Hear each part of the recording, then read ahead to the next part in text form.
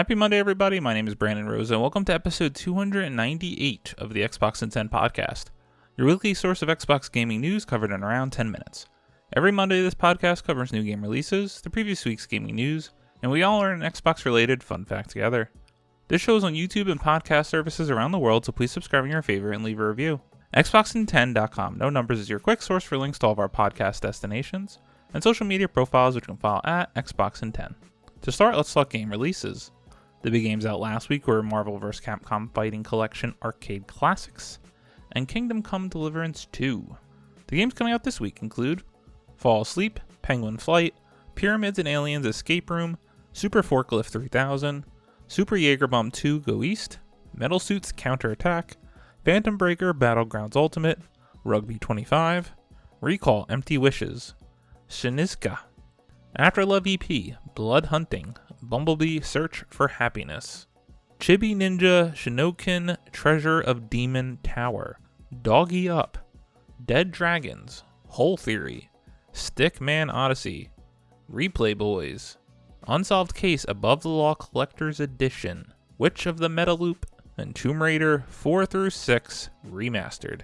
Now on to last week's biggest news stories, and it was a very busy news week, and I've only been able to shrink it down to 8. Number 1. GTA 6 not delayed and still launching on Xbox in 2025, says Take-Two. Tom West at True Achievements writes, despite months of silence, GTA 6 is still launching in 2025, according to publisher Take-Two, which says we'll be unlocking the Grand Theft Auto 6 achievements sometimes this fall. It's been over a year since the awesome reveal trailer for Rockstar's upcoming open-world Xbox game, and we're yet to see anything new, but we'll apparently be playing it in a few short months. Following a year of relative silence, rumors have suggested that the highly anticipated GTA 6 could be delayed out of 2025. But according to Take-Two, that's not true. In the publisher's latest earnings report, Take-Two says, quote, looking ahead, the calendar year is shaping up to be one of the strongest ever for Take-Two, as we plan to launch Sid Meier's Civilization 7 on February 11th, Mafia: The Old Country in the summer, Grand Theft Auto 6 in the fall, and Borderlands 4, end quote. There's still plenty of time between now and the fall, however, and plans could change, but as it stands right now, we'll have our hands on GTA 6 later this year. All other publishers are officially truly scared for the fall. Everyone needs to and will be wanting to avoid the releases for their games when this finally has a firm date.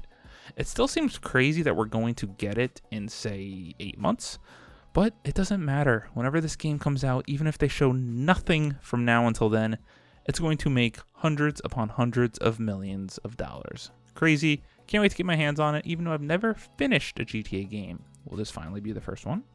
Number 2, Hogwarts Legacy 2 Batman Arkham sequel detailed in revealing Warner Bros. Report. Ben Carey at Pure Xbox writes, a new report from well-known journalist Jason Schreier has detailed some of the inner workings at Warner Bros. Games, right now off the back of its recent cancellation of online brawler Multiverses.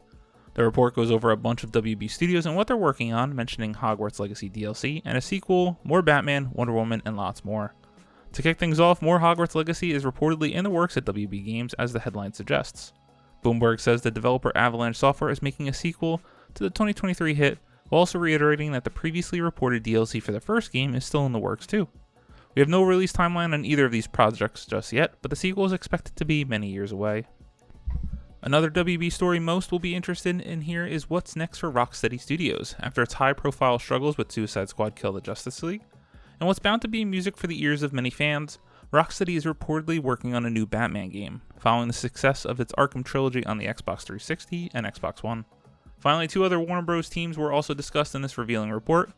Monolith Productions, the team behind Shadow of Mordor and Shadow of War, have been working on a Wonder Woman game in recent years, but it doesn't sound like development is going all that swimmingly.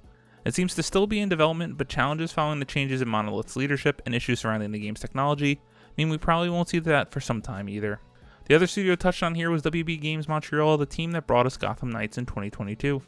After apparently working on some sort of 1.5 version that would fix some of its flaws, that project has reportedly since been scrapped, with the Warner Bros. Dev now helping on other projects like the aforementioned Wonder Woman title. What a scathing report, credit to Jason Schreier. A couple of other nuggets of information that are out there is that WB Games Montreal, who we were just talking about, was apparently working on The Flash video game, but after the movie really didn't do well, they scrapped that idea as well. In addition, apparently Monolith Productions has already spent over $100 million on this Wonder Woman game, pretty much setting it up to completely fail upon launch and not making any of its money back. You have to imagine if Hogwarts Legacy did not come out and set the world on fire, would WB Games even be in existence? Hogwarts Legacy 2, or whatever they're going to call it, is going to be, in my opinion, an even bigger hit, because around that time, it'll either be coming out soon or have already aired, which is the new HBO Harry Potter show, which is just going to explode across the world and reinvigorate Harry Potter into everyone as we know it. Number 3, Metal Gear Solid Delta Snake Eater arrives in August, according to PlayStation Store. Simon Cardy at IGN writes, Metal Gear Solid Delta Snake Eater, the remake of the original Metal Gear Solid 3, will release on August 28, 2025, according to what appears to be a PlayStation Store leak. Konami's remake of the PlayStation 2 stealth action title has finally been updated from an obviously defunct 2024 release window, seemingly out of nowhere, with even a new trailer having leaked via the PlayStation app version of the store. An Ape Escape collaboration has also been teased, which was followed by a message that reads, and more, which seemingly alludes to further crossovers coming to the game. Metal Gear Solid Delta Snake Eater is a top anticipated game for many out there, so it seems like that's a great release date at the end of the summer. This is not something I'm going to be playing day one, as I've still never played or beaten a full Metal Gear Solid game.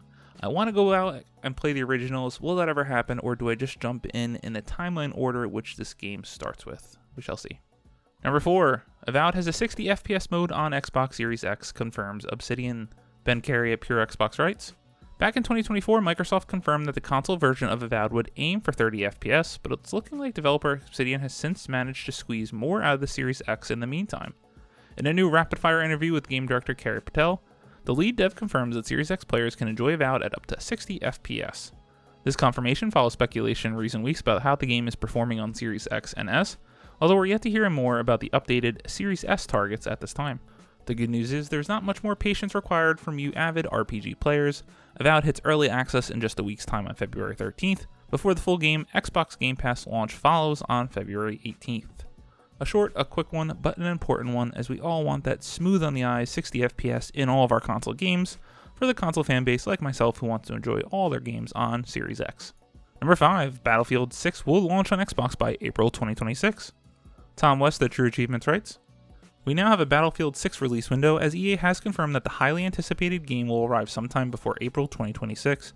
Traditionally, DICE's first-person shooter Xbox games have launched in late October or early November, so the developer could be targeting a similar window for Battlefield 6.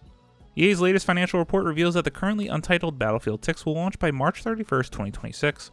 Quote, EA unveiled Battlefield Labs, a new initiative allowing player-driven testing and innovation ahead of the franchise's expected fiscal year 2026 release, end quote, the company said. EA's fiscal year 2026 runs between April 1st, 2025 and April 1st, 2026, so we'll be diving into Battlefield Studios' upcoming shooter sometime in the next 14 months.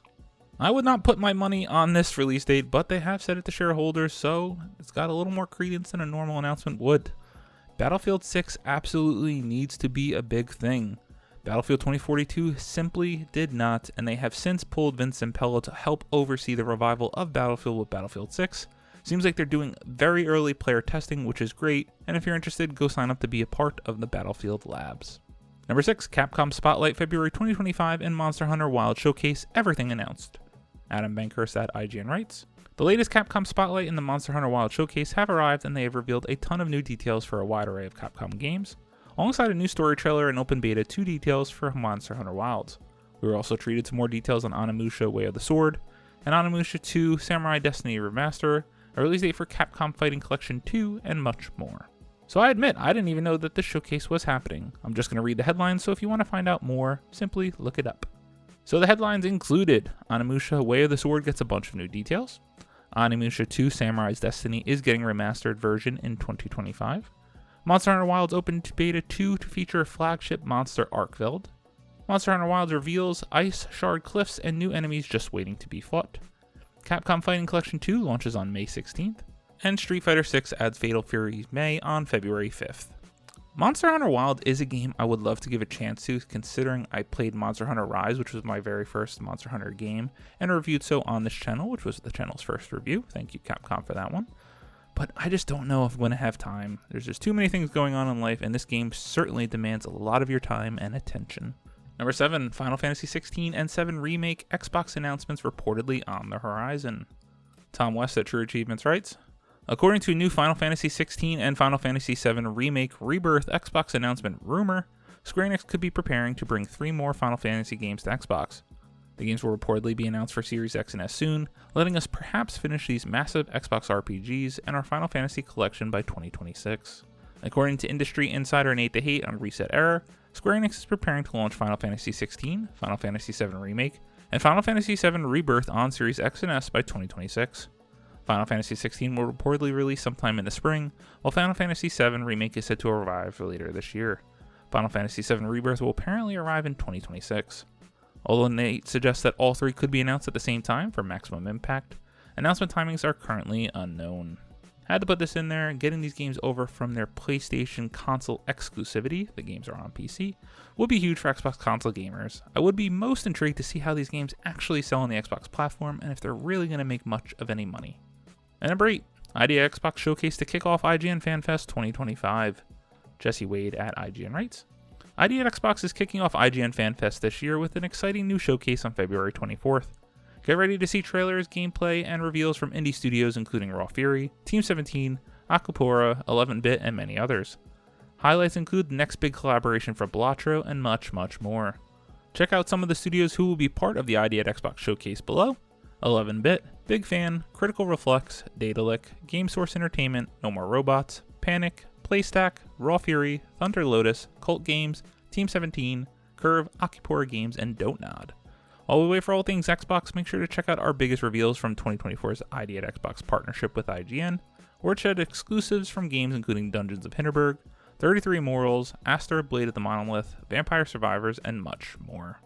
I love me a good showcase. If you love indie games, be sure to tune into Idea Xbox's showcase. In 2024, they did seem to have a number of big announcements, with some reveals from the games that they just mentioned, Vampire Survivors being my personal favorite. As always, we end our show with a fun fact about Xbox, and, well, spoiler since this is an Xbox show. Did you know who the top game publisher in the world was last month? Credit to Ben Carey at Pure Xbox. Data firm Ampere has released some interesting stats about the month of December in gaming, stats that name Microsoft as the top publisher in the world for the final month of 2024.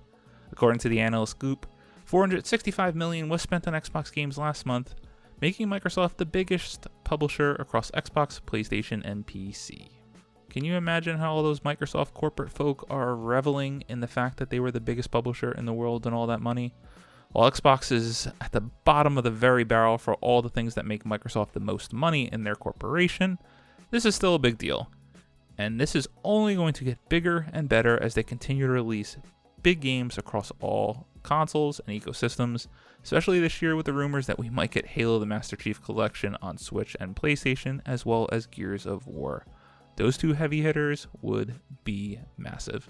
Thank you all for listening to the Xbox in 10 podcast, your weekly source of Xbox gaming news covered in around 10 minutes. If you like the show, please subscribe to your favorite podcast service, share with your friends, leave a review, and follow all social media at Xbox in 10. This past week, I really haven't had any time to play besides Marvel Snap, as always. Hoping to find some time this weekend to play more Marvel Rivals. My name is Brandon Rose. You can follow me on Xbox at Brosen93. Hope you all have a great week. Stay safe and keep on gaming.